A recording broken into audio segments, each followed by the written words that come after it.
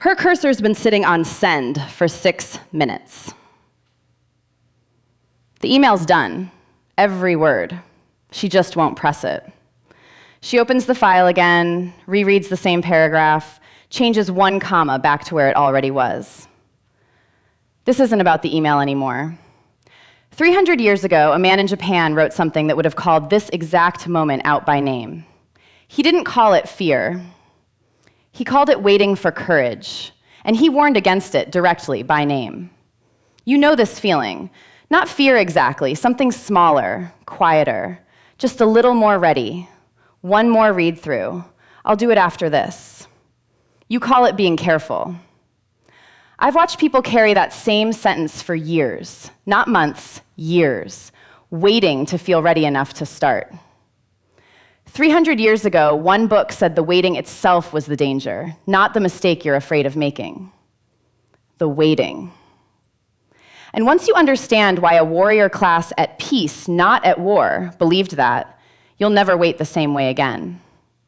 People hear the word samurai and think they already know this story. Swords, battle, dying gloriously for your lord.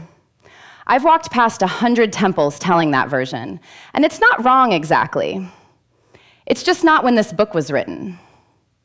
The man's name was Yamamoto Tsunetomo, early 1700s, a retainer to a minor lord in Saga.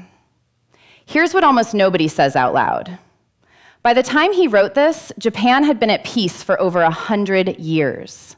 No wars, no battles. Nobody was dying gloriously for anybody. He wasn't even a warrior anymore. His lord had died, and tradition said he should have followed him in death. He wasn't allowed to. So instead, he shaved his head, became a monk, and spent his remaining years dictating his thoughts to a much younger student. An old man in peacetime talking about death. That should sound strange to you. It sounded strange to me, too, the first time I heard it. But listen to what he was actually saying underneath the sword talk. He wasn't telling young samurai to go looking for battle. There was no battle to find. He was telling them something much smaller, much harder to swallow. Most people don't fail because they choose wrong. They fail because they never choose. They circle the decision, rewrite it, wait for the fear to go away first. He had a name for that circling. He called it a half measure. Someone who hasn't settled their mind, who's still hoping to feel ready before they act. His fix wasn't be braver. His fix was stranger than that. He said, decide as if you were already dead. As if this choice carries no more weight than any other because you've got nothing left to protect by waiting. Not a call to violence, a call to stop negotiating with yourself. Let's go back to her, the cursor, the email. Her name isn't important. Call her Mai if you need one. She sends it eventually. 6 minutes turns into 11. Her thumb hovers, then finally lands. Nothing happens. No alarm, no consequence, just a small sent notification, already fading. She exhales like she's been underwater. That's not the part that matters. What matters is what she does 40 minutes later, when a text comes in from a friend she hasn't spoken to since spring. Just a simple message. Miss you. Coffee this week? Mai reads it twice. She opens her calendar, closes it, opens it again. She types, yes, this week, and stops. Deletes the we, deletes the whole line. She sets the phone face down on the counter and goes to do the dishes instead.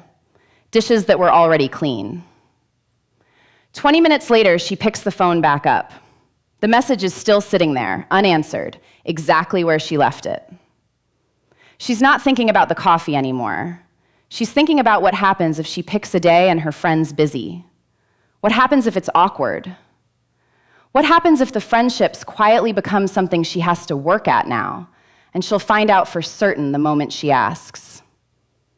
None of that's written anywhere. She just knows it, the way you know a stove's hot without touching it. So the phone stays face down a while longer.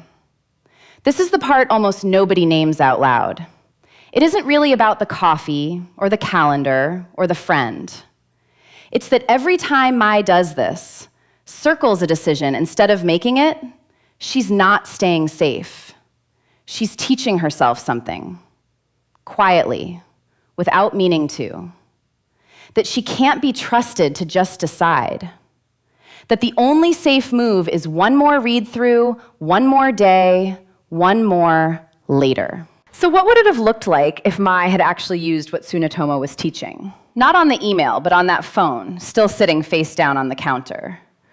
Not be fearless, that was never the ask. Two things from his approach translate directly to a phone you keep not picking up. First, name the half measure, out loud. Tsunetomo believed most bad outcomes trace back to a mind that never actually settled. Not a wrong decision, no decision at all, dressed up as caution. Mai's version? The moment she reaches for the dishes instead of the phone, she says it, even just in her head. This is a half measure. Not a judgment, just a name. Second, decide as if the outcome's already settled. This is the part people flinch at, so let's be clear what it actually means. Tsunetomo wasn't telling his students to stop caring. He was telling them to stop negotiating with a decision after it's already been made. Mai's version? The decision was never really, when should I text back? The decision was, do I want to see this friend? She already knows the answer. She didn't need to feel ready. Tsunetomo never promised that feeling would come. She picked up the phone, typed one line, yes, Thursday, and sent it before the worry could vote a second time. The reply came back in 4 minutes. Perfect, I'll pick the place. That was the whole point. It was never going to be dramatic. It just had to stop being circled. I still think about that book sometimes. Not the sword parts, the quiet ones. An old man, decades after any war, still writing about death, because he'd found something in it that had nothing to do with dying at all. Years later, I met someone who kept a single sticky note by her laptop. Not a quote, just 3 words in her own handwriting. Already decided, send. She told me it wasn't about being fearless. She still felt the fear every time. She just stopped letting it vote twice. She still has that note, a little worn at the corners now from being looked at so many times it stopped needing to be read. Just felt out of the corner of her eye, right before her hand moved anyway. Perhaps courage was never something you wait to feel. Perhaps it's just the moment you stop asking permission from your own fear.